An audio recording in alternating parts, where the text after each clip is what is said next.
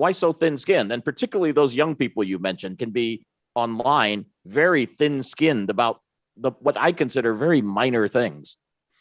I don't know. I think you got to put yourself in their shoes. I think the West, especially America, have been extraordinarily arrogant. You've been lecturing everybody so much everywhere around the world. You're so used to lecturing people and humiliating people. You don't think you're humiliating them. And finally, you got somebody who's grown big enough and say, no, we're not going to take that anymore. And you think they're thin-skinned. And if that's the case. Well, let me ask you the question then. Without elections, where does the Communist Party in China get its legitimacy? They were originally a revolutionary party. They won the war. They get their legitimacy, like I said, based on outcome. Okay, procedural legitimacy, I think, is what is getting liberal societies in trouble. It's what getting liberal politics in trouble. As long as you follow procedure, even if you elect people that are completely incompetent, even if you elect people that are selfish, that are corrupt, that don't deliver, you're still legitimate. We don't want that. We want leaders who get their legitimacy by delivering. If you can deliver the goods, you are legitimate. But the kind of dissent that you're talking about, I don't think we need in this country. Just look at the countries that have it. They're not being governed very effectively. They are polarized. Their governments dysfunctional. Their people hate each other. Their medias hate each other. We don't want that. What you just heard was a fiery exchange with Chinese scholar Eric Lee at the Foreign Correspondents Club, FCC, in Hong Kong in June of 2021. At the time, just before the CCP's centenary celebration, the Western media's interrogation of China was reaching a fever pitch. In this session, moderator Keith Richburg, a veteran American journalist along with the audience, threw virtually every classic Western accusation at Xi Jinping's China: suppressing dissent, centralizing power, lacking checks and balances, and so-called wolf warrior diplomacy. But they didn't get the apology or the defensive explanation they might have expected. In the content that follows, you will witness a rare intellectual counteroffensive. Faced with a barrage of attacks rooted in procedural justice from both the moderator and the Western audience, Eric Lee launched a logical takedown from a different dimension, aimed at the West's own vaunted systems. He will scathingly mock America's 150-year delayed historical reckoning. He will define the Western electoral system as a form of ineffective procedural legitimacy. And most importantly, he will pointedly argue that the West's grievances against China are, in fact, rooted in its own arrogance. This is a head-on clash over civilizational confidence. 4 years have passed, and the world has only grown more chaotic. Do Eric Lee's arguments from back then seem even more prescient today, or have they become irrelevant? Let's return to the scene of the debate. But another one of the strengths of the Communist Party, as far as I know it, and have been looking at it for 4 decades going back now, has always been self-criticism. They've always gone back and self-criticized when things and said, look, we made mistakes. Now we're correcting those mistakes. There doesn't seem to be a lot of self-criticism now.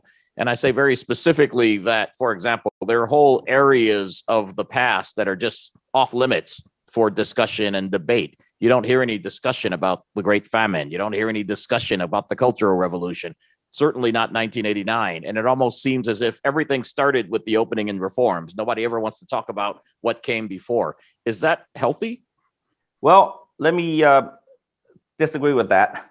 Okay. I think there's an extraordinarily high degree of self-criticism within the party right now through this self-reinvention. Okay. Now, first of all, self-criticism is only useful when it's relevant. And let me just point out, the party is being engaged in 3 major areas of self-criticism since the 18th Party Congress. One is political corruption.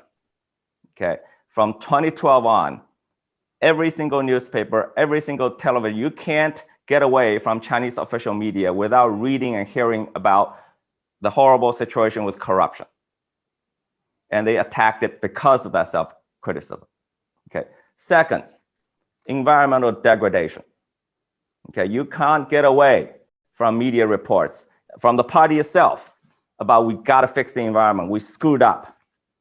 Okay, and anybody who lives in Beijing will tell you how much improvement they've had in their air in the past 5, 6, 7 years. Okay, 10, 20 years, 10, 15 years ago, you go to Beijing, you can hardly catch a day with blue sky. Now most days are blue sky. Okay, self-criticism. Third, most important right now, inequality. Okay, the last campaign to eradicate extreme poverty in the country, the campaign lasted about 8 years. They took the last 99 million people out of absolute poverty. Mm-hmm. Nearly 2,000 party members died in the process. Okay, several million of them went to the front lines. They went to rural areas with harsh conditions. Okay, so why did they do that? Self-criticism.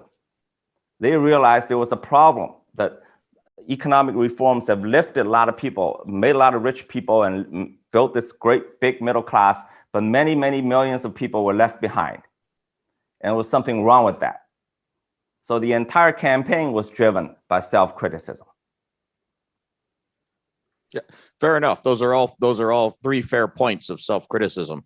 I guess what I'm thinking about is, and again, bear with me here for a second, if you look at what's happening in the United States now, where they've had a lot of historical problems with slavery, racism, they're going through this cathartic moment where they're discussing all of these issues.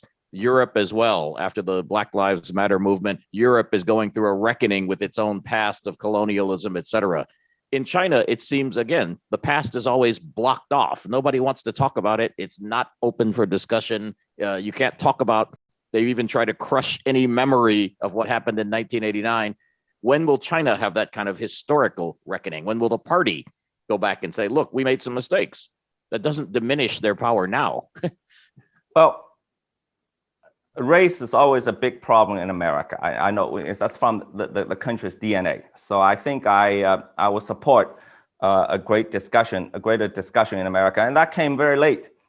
Come on. When did Lincoln live? 150 years ago? Whenever it was. Okay, now you're doing this, and you call it self-criticism, and you're asking China when you're going to do it about 1989? Come on, cut people some slack.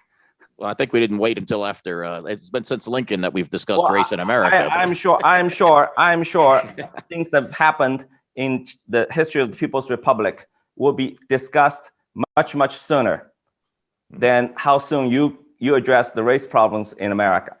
Okay, fair enough. By the way, if any of you have questions, please send it to question singular at fcchk.org. That's question singular at fcchk.org. Let me just ask you a couple more questions here. First of all, the party used to, and one of its other strengths, I mentioned one strength was always self-criticism. Another one was it always allowed a lot of decentralization and a lot of innovation at the local level. And when I was covering China, there was a lot of stuff with grassroots democracy going on in villages and in counties. I don't hear about that anymore. It seems to be more of a top-down, no innovation. And I've never even heard anybody speaking about this kind of village elections or grassroots democracy. What happened? Well, the pendulum does swing from one period to another. And in the history of the People's Republic, the pendulum has swung several times between decentralization and centralization. Okay, and it will take too long to go into that history. I know the cyclical history. Right, but we had a period of decentralization for a couple of decades, and it's now swinging towards more centralized power. I think that's correct. Driven by changes in circumstances and the needs of the development of the country. But I'll tell you, there's still tremendous amount of innovation and policy innovation and economic activities at the local level. So I was just in Suzhou, I was in Yiwu, other, different cities in China, different counties. The county governments, provincial governments, they're being very aggressive in coming up with economic development policies that work within the specific circumstances in the regions they're in. Very aggressive. Yeah, I mean, for example, Wang Yang, when he was in charge of Guangzhou, was credited with a lot of innovative policies there, and he moved up to the center. But I mentioned, self-criticism was always a strength. Local decentralization and local innovation was always a strength. A third strength, I think, and people have credited this, was always collective leadership. Nobody got too powerful and leaders stepped aside. Does China still have that kind of collective leadership? Well, that's also the pendulum does swing. And has swung for many times between collective and more centralized, more collective, less collective. During the 16th and 18th Party Congress, those 10 years, they had 9 members on the standing committee of the Politburo. It was bigger than before. So the pendulum swung toward a greater collection, a larger number of people at the top, and there's something good about it, but also it led to certain inefficiencies, certain power being diffused, and now they're in a new phase. So they shrank it at the 16th Party Congress back to 7, and then of course we have a leader that seems to be more powerful than leaders in the past, but the pendulum does swing. I mean, I think it is still the decisions are made by the Central Committee under the leadership of the Party Secretary General and the Standing Committee of the Politburo. That system, those institutions stay intact. Is it fair to say, and you may disagree with me here, but is it fair to say that the party, at least with this new centralized leadership and Xi Jinping in power, they don't like dissent? I mean, they don't like criticism. They don't like dissent. There have been academics who've been, lost their jobs for dissenting. There have been bloggers who've been arrested. My question is, where are the checks and balances if you've got that much power centralized and you don't like criticism, you don't like dissent? Well, I'm not so sure the kind of dissent that you have in liberal societies and how productive that is. The kind of dissent that you're talking about, I mean, I assure you, there are a lot of criticism in China. There are a lot of differences of opinions within the party institution when they discuss policies at different levels, lots of debates. And all the policy decisions that come out at the end are results of debates, vigorous debates. I know that for a fact. But the kind of dissent that you're talking about, I don't think we need in this country. Just look at the countries that have it. They're not being governed very effectively. They are polarized. Their governments dysfunctional. Their people hate each other. Their medias hate each other. We don't want that. Okay, but I mean, when you think about it, that's a good answer. But when you think about it, the party, 92 million members, that's only 6% of the population of China, which is about 1.3 to 1.4 billion. Can 6% of the population really represent, the entire population of China? It is bigger than what I call the Holy Trinity that runs America. The Holy Trinity, America is also in some way a one-party state, and it's run by a party called the Holy Trinity. I call it Wall Street, Silicon Valley, and Hollywood. Mm-hmm. These 3 groups of people, including the nannies that they employ, no more than 1 million people. They make all the decisions in America. That's why you have all these dissatisfaction in the country. Well, some people would add in the gun lobby and a lot of others in there as well. Gun lobby too. Into that trinity. But seriously, I mean, what are the checks and balances in a one-party state? What if Xi Jinping's got something wrong? Let me tell you, without real checks and balances, the party will not have survived this long. Okay, so when we talk about all these abstract concepts like checks and balances or democracy for that matter, okay, we ought not only focus on procedure. We ought to focus on outcome. Okay, when you have these really beautiful things like checks and balances and democracy and people's will, when you have them, the outcome should be success. Success means people are satisfied and their lives are getting better and they look towards the future with optimism. And society is cohesive. Okay, I don't care what kind of procedures you have. If you don't achieve those outcomes, I don't think you're democratic. I don't think these checks and balances do any good. So are you one of those who believes that the East is rising and the West is in decline? Well, I wouldn't put it in those terms. I mean, I'm one that I hope liberal societies could rejuvenate themselves. You know, liberalism needs some self-criticism. Liberals in liberal societies should learn from the party state in China. The party state in China is being very good at self-criticism. That's why they reinvent themselves. You only reinvent yourself when you see problems. Otherwise, why would you reinvent yourself, right? So liberal societies have been failing at that for the past decades because they take their system for granted. They think there's some kind of moral imperative that somehow they take their system as a given that it works. It's the best thing you've got. So of course you don't need self-criticism. You don't need to reinvent yourself. I hope for a world where we have a degree of pluralism, a degree of plurality, different kind of systems and ideologies could coexist and compete. So I wish liberalism well.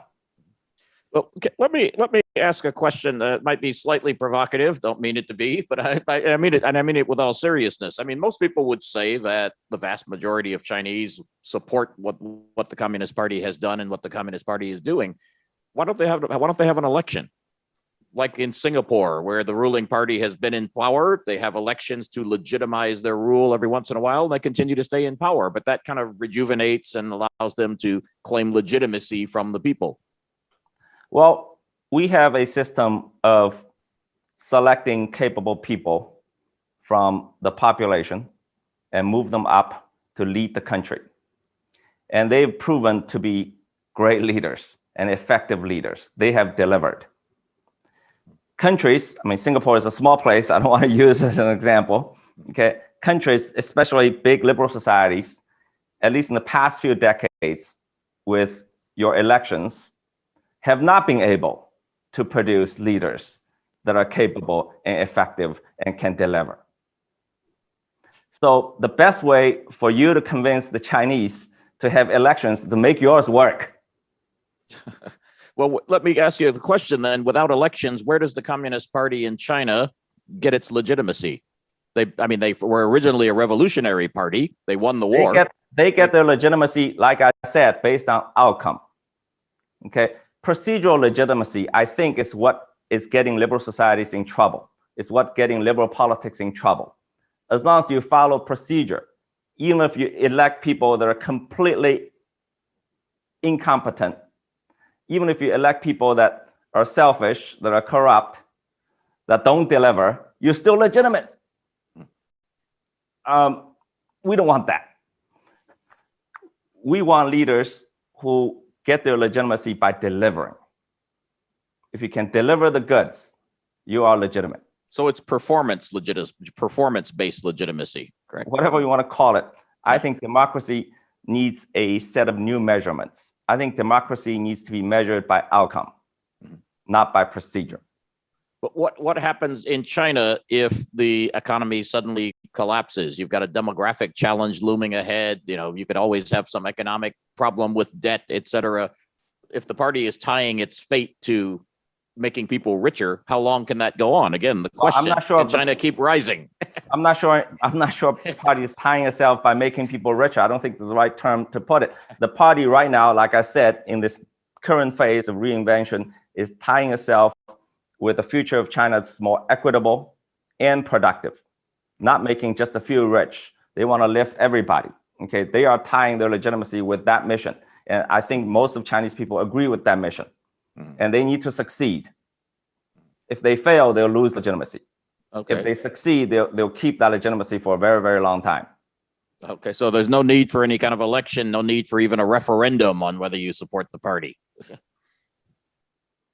I've already said what I wanted to say. Like I said, if they deliver, they will have legitimacy. Okay, sure. We don't want a system where you hold a vote and you don't deliver and you're still legitimate. That's bad. Okay, fair enough. Let me ask you something that often has me scratching my head, and a lot of outsiders who care about China have been following it a long time, scratching our heads, which is at the time when the party and President Xi are at the peak of power, China is about to become the world's top economy, if not already there. They're at the peak of their military success. Why are they so thin-skinned? Why is it that a basketball owner who I've never heard of can put out a tweet and all of a sudden it hurts the feelings of the Chinese people? So you take the NBA games off the air, or you can shut down a newspaper because it's running editorials that somehow are threatening the national security of China. I mean, why so thin-skinned? And particularly those young people you mentioned can be online very thin-skinned about what I consider very minor things. I don't know. I think you got to put yourself in their shoes. I think the West, especially America, have been extraordinarily arrogant. You've been lecturing everybody so much everywhere around the world. You're so used to lecturing people and humiliating people. You don't think you're humiliating them. And finally, you got somebody who's grown big enough and say, no, we're not going to take that anymore. And you think they're thin-skinned. And if that's the case, that's okay. Well, when a Chinese communist group puts on Twitter a picture of a rocket going up saying, here's China lighting a fire next to Indians cremating people because of the virus, and say, this is how we light a fire. This is how India lights a fire. Isn't that being arrogant? I'm not sure. I've seen that picture before. I don't know what the intent of that picture is, but I think it expresses a particular view. It's a view that the Indian people are not being treated well. The leadership of India needs to have some self-criticism. It speaks for millions and tens of millions and hundreds of millions of people in India that are suffering. Mm-hmm. I mean, how can you? I mean, there's nothing wrong with that. How about when? Think about these people who are dying, who are sick, who are really being buried every day. You can't even put out a picture and say something for them.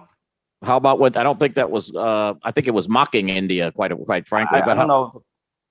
How about these Twitter accounts coming out from people in China and some of these young people you were talking about that were mocking New York because of the number of dead during the coronavirus, or they've been mocking Australia because of a situation that happened before with Afghanistan. Do you think that's kind of winning friends? No, I don't think. I don't know what you're referring to. If you're referring to the oil painting of an Australian soldier putting his knife in an Australian girl, I totally support it. I think it's a horrible thing these Australian soldiers did.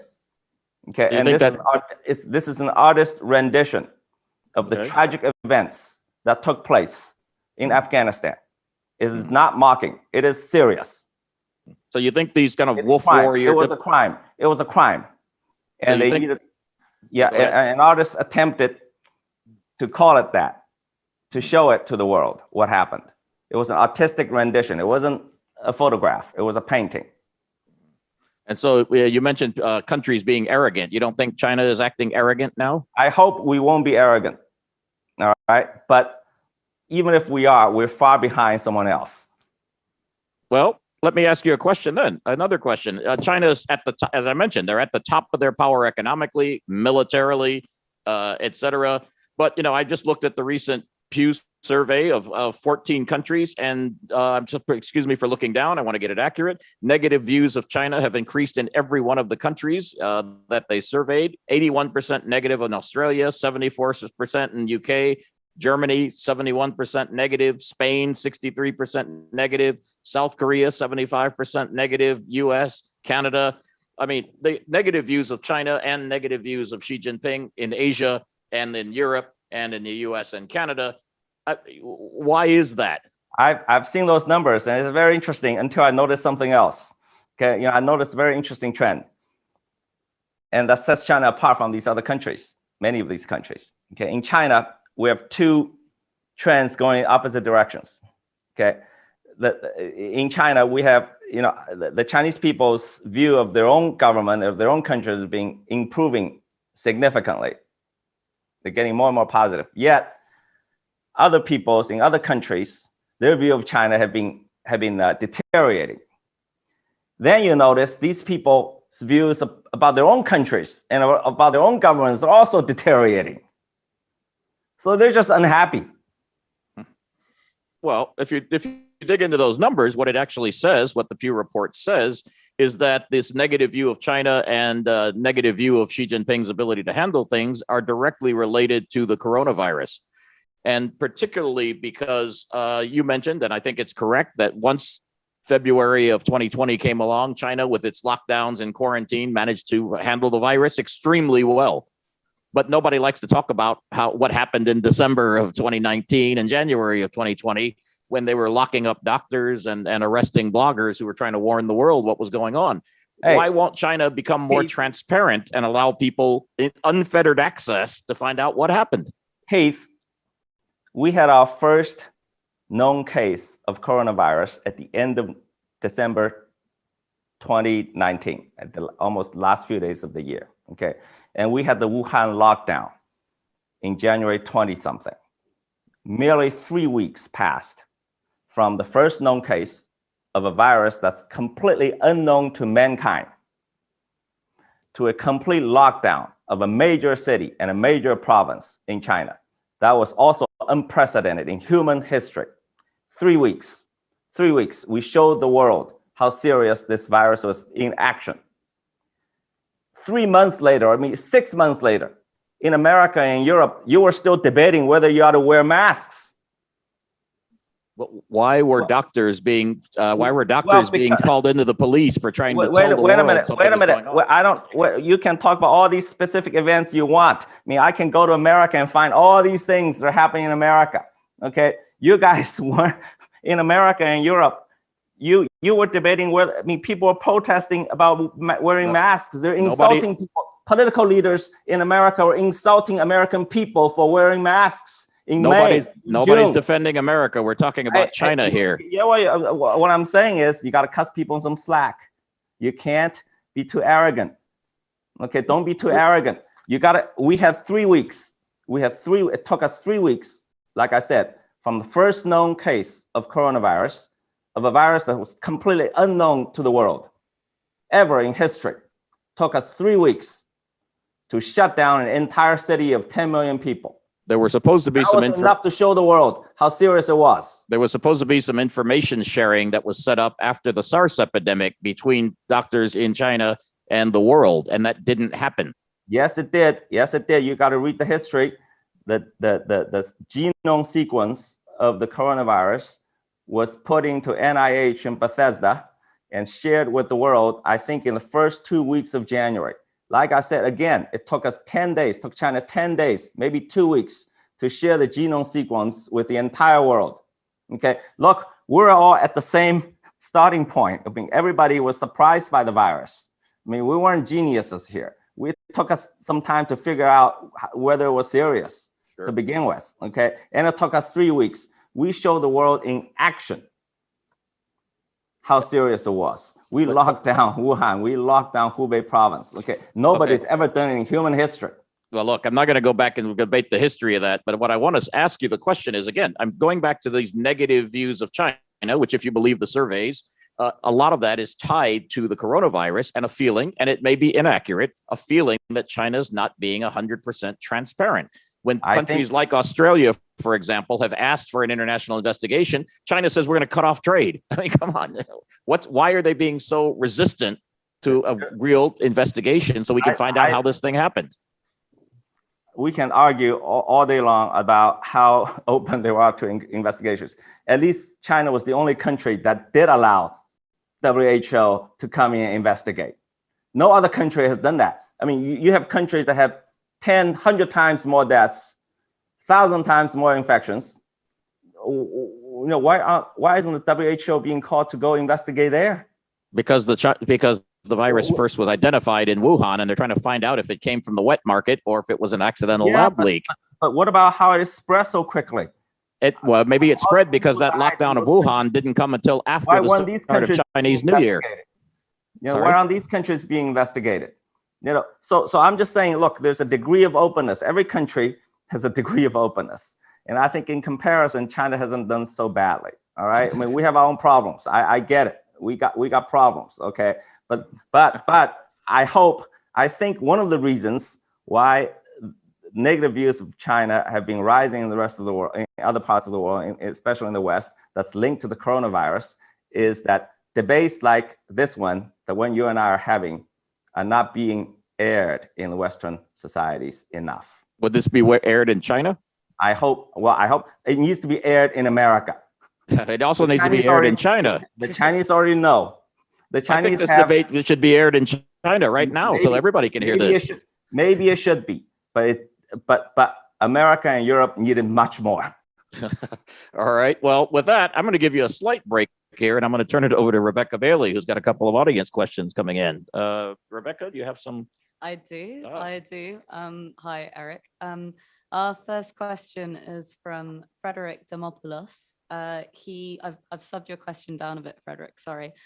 He says, rule-based societies tend to scale more efficiently, whereas relationship power-based societies tend to be more flexible in periods of great social or economic change like China's seen over the past few decades.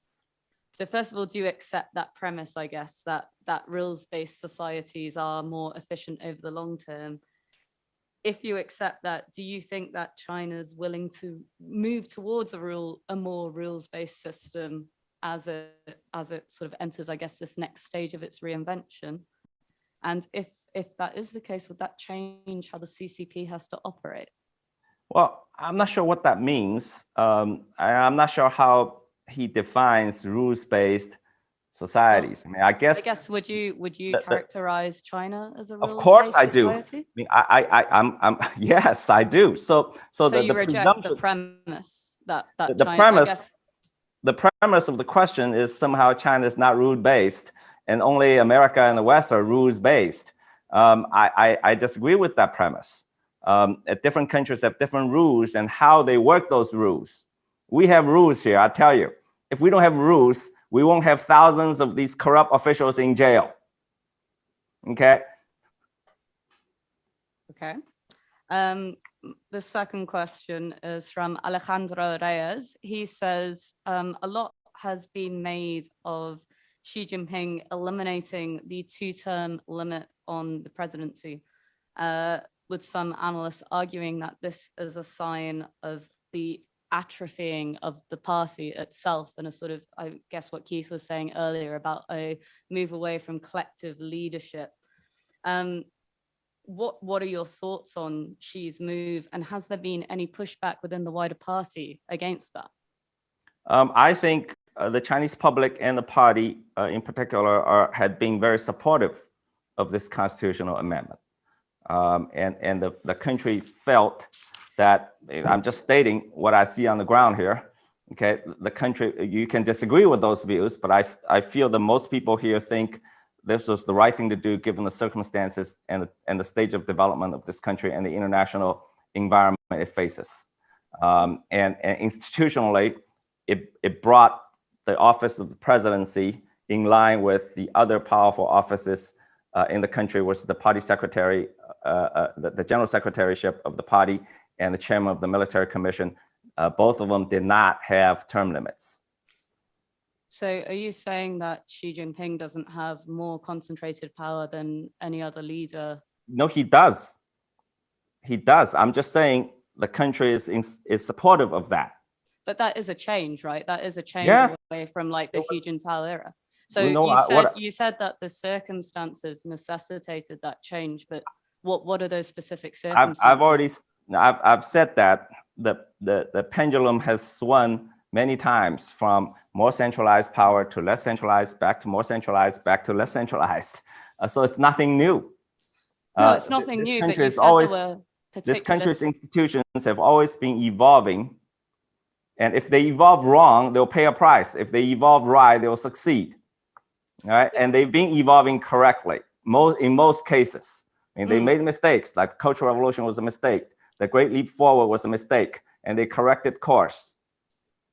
But I guess what people are interested to know is you said there are particular circumstances now that make the pendulum swing, I guess, necessary. Yes. Well, let me give you... What are those circumstances? Perfect. Good question. Good questions. Let me give you the circumstances that I think demanded stronger and more centralized leadership in this country. Okay, one, official corruption. Okay, we had a huge corruption problem before the 18th Party Congress, huge, and it was getting worse and worse. And they needed to correct that, and they needed more centralized power to implement the most aggressive, most ferocious anti-corruption campaign known in history, in the entire Chinese 5,000-year history. And they've been succeeding at it, okay? Without centralized power, they would not have been able to do that. Second, they need to have basically move from, like I said, headlong pursuit of economic, market economics and economic growth to a more balanced and more fairly distributed economic system. And you need a centralized power to do that, to redistribute, essentially. Okay, third, environmental degradation. Okay, you needed stronger central leadership to implement environmental policies and laws. All the localities and regions were competing on economic growth. So they were putting the environment on a back burner. And you needed to organize and have stronger central power to put the environment, which is always long-term, not short, against short-term gains. And you need a stronger leadership at the top. But is central leadership, centralized leadership, is that the same as like individualized leadership, which is what we're kind of seeing now, which again is a change? All leaderships are individualized. Leadership is always in persons. They don't exist leaders are not computers. The American leadership is individualized in Joe Biden. Okay, so you can't, computers don't run countries, human beings do. There's still a difference between a committee and a person, but sorry, I'm diverging from our audience questions. I have one last one for you from Dr. Matthias Bock. He says, China is not just its tier 1 cities, and Matthias has lived in a lot of cities outside of, I guess, like, your main big ones.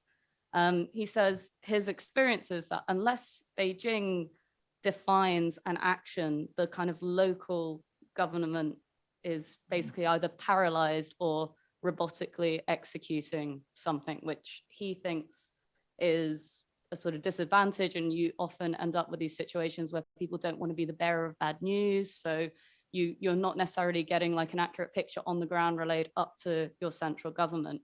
Do you agree with that analysis, I guess, but also can the CCP overcome that problem if it is a problem? Yeah, so I think everything's a matter of degree. Okay, you want to achieve a balance that works. You want a situation where local governments and local leaders have the latitude to make decisions on the ground.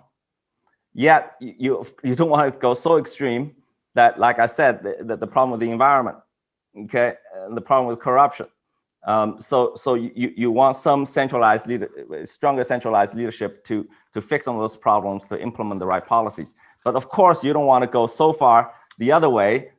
The local governments are paralyzed. Mm-hmm. And I don't think that's happening. There's always risks of that happening. And I'm sure you can find instances of that happening. It's a big country. But I think in general, we're at a place where, the balance is being kept reasonably well. And I think the country will succeed from this point forward. Thank you very much. I'm going to hand back to you, Keith. That's all the questions we have. Well, thank you very much, Rebecca. And Eric, can I just follow up on that question a little bit? And I don't want to belabor what happened in Wuhan with the virus, but what Rebecca was just asking about in that question, could that have just been a situation where local officials were afraid to tell people in Beijing, hey, there's a problem here? Yeah, like I said, this was a virus that was unknown to mankind. It's unprecedented for hundreds of years. We've never seen anything like it. So I don't think you can keep information from someone when you don't even know what that information is. I think it's unreasonable to say, okay, people in Wuhan on January 5th, they should have known this virus is going to cause the worst pandemic in 500 years. Come on. Even, when everybody knew, months after they shut down Wuhan, millions of people in America did not think this thing was any big deal. Okay, we're going to circle it back around, because I keep trying to say that there were people in Wuhan who were trying to sound the alarm and they were being arrested. That's No, the no, point. people were, of course, people sound alarms, but how could you know? In fact, let me go back to in fact, in the early days, some people were thought it was SARS, but it wasn't SARS. Okay, nobody knew anything. What's a SARS-like zoonotical virus? No, it was not SARS at all. Okay, so if it was SARS, SARS-like. that would if it was SARS, Donald Trump would have been right. It would have gone away magically. Okay, so the people were sounding alarms, was calling the SARS. Okay, then Donald Trump would have been right. Well, one of the things you'll never hear me do, Eric, is defend anything Donald Trump ever said. So, but we agree. Let's get back. One thing we can agree on, but let me get back to the party. Let me ask you just a broader question. What do you think are the main challenges or the main dangers for the party, both inside of China and in its foreign relations, coming up over the next 5 years to a decade? What should they be looking out for? Yeah, like I said, I think in China, domestically, the big risks and the challenges are when they pursue a more equitable society, which is, I think, the top of the agenda for the party political platform. Okay, this is the reinvention that's taking place. We're swinging from economic growth at all costs to more equitable society, common prosperity. In that process, the risk is they don't get the balance right. Okay, we need to have a balance that we need to redistribute and move more benefits to common people and bring the entire society up. But at the same time, if they misdirect that initiative, they destroy entrepreneurial initiatives, which is what made this country so successful for so long.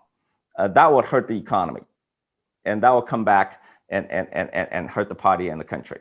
Okay, so to get that balance right is no easy task. But if they don't do it, we're going to be in trouble too, because the wealth gap is widening. So they have to do it, and they have to take the risk. And I wish them well. Mm-hmm. How about on the foreign relations side? Biggest dangers, biggest challenges. You know that better than I do. We read that every day in papers, on TV. I mean, obviously the biggest challenge, unfortunately, is to manage relations with the U.S., which is used to running the entire world and telling everyone how to run their countries, and is finding it very difficult. Somehow another country could potentially even surpass it. And that's a difficult situation to manage. And I think China needs finesse. It needs to stand its ground, because obviously, China should not be contained and won't allow itself to be contained. 1.4 billion people cannot be contained. Their aspirations for better life, for a stronger country cannot be contained. But at the same time, they need finesse. Let me ask you a question. Do you think these wolf warrior diplomats who are adopting Donald Trump's trash mouth tactics on Twitter and, insults and all that, do you think that's benefiting China, or do you think they need to dial it back? I think the wolf warrior thing was a made up thing. I think the world is just not used to a China that could talk back. Right? And you better get used to it. And it's not wolf warrior. They're just being normal. They're being frustrated. They're seeing their country being portrayed wrongly, being demonized by Western politicians and the media, and they're reacting to it. For the first time in many decades, they kept their mouths shut. And now they're saying, wait a minute, we can't allow this to go on. And we're going to be normal, like every other country, to express our views openly. For the record, wolf warrior was a term that came out of China, not out of the West. They called themselves wolf warrior. No. It was a movie that had nothing to do with a Chinese movie. It was Chinese. It would be like me calling American diplomats Rambo diplomats, but we don't do that. Okay, it was a label that being placed on people who have changed their behavior from the past. But the label was put on them by Western media and Western politicians. I guarantee you no Westerner I know has ever seen Wolf Warrior or any of the Wolf Warrior movies and wouldn't know what it is, except Rebecca. She's seen it. Oh, yes, they do. Well, they've never seen the movie. That's another problem. They've never seen the movie, but they do know where the label comes from. I mean, it's being often referred to in the New York Times and CNN. It says the Chinese Rambo-like movie, you know, but they haven't seen the movie. I agree. Okay, and one last question from me, and then before I get a recommendation from you for an author, one last question. And again, I'm just throwing this out there. I know you haven't researched this. I'm looking at the 7 standing committee members of the Politburo. I don't see a single woman. I see the membership of the Communist Party. They're very weak on women. I thought Mao said women hold up half the sky. Why aren't they half the Communist Party? There are a lot of women members of the Communist Party. We don't have enough of them at the top. I do hope that we improve on that. What we just revisited was an exceptionally brilliant war of words. Single-handedly, on the home turf of the Western media, Eric Lee engaged in a head-on clash with a veteran American journalist and the audience over the core issues of Xi Jinping's China. In this debate, he almost single-handedly systematically destroyed the entire logical framework of their questions. When questioned why China doesn't engage in historical reckoning like the US, he used the line, "When did Lincoln live?" to scathingly mock America's 150-year delayed awakening, dismantling their moral high ground. When challenged on the CCP's legitimacy, he outright rejected the value of elections, tying the West's procedural legitimacy to its ineffective governance, and proposed that performance legitimacy is the only true standard for judging a system. And when accused of wolf warrior diplomacy, he turned the tables on the West, arguing that this was not China's aggression, but the West's arrogance of humiliating people without realizing it, finally meeting a great power that dares to talk back. 4 years have passed. Let's test this debate against today's reality. The social division, political polarization, and government dysfunction we've seen inside the Western world over these 4 years, do they not validate Eric Lee's diagnosis of failing procedural legitimacy? The growing number of countries now openly challenging the US dollar's hegemony and the Western-led international order, does this not suggest that what was once decried as wolf warrior talk has now become a global awakening? History, it seems, is providing the answer. This clash from 4 years ago, like a time capsule, not only recorded an intellectual collision, but also foreshadowed the turning of an era. It leaves us with several critical questions. First, when a system can continuously solve problems and improve the well-being of its people, does it still need to prove its legitimacy through procedures defined by another civilization? Second, what is the true root cause of the widespread questioning of the Western narrative we see globally today? Is it a new ideological confrontation, or is the world finally growing tired of that extraordinary arrogance? And third, when Eric Lee's arguments from 4 years ago seem not only relevant, but even more explanatory today, doesn't that itself prove that the global shift in power begins first and foremost with ideas and discourse? We are eager to hear your thoughts in the comments below. If you found this episode valuable, please like, comment, share, and subscribe to our channel. Thank you for watching.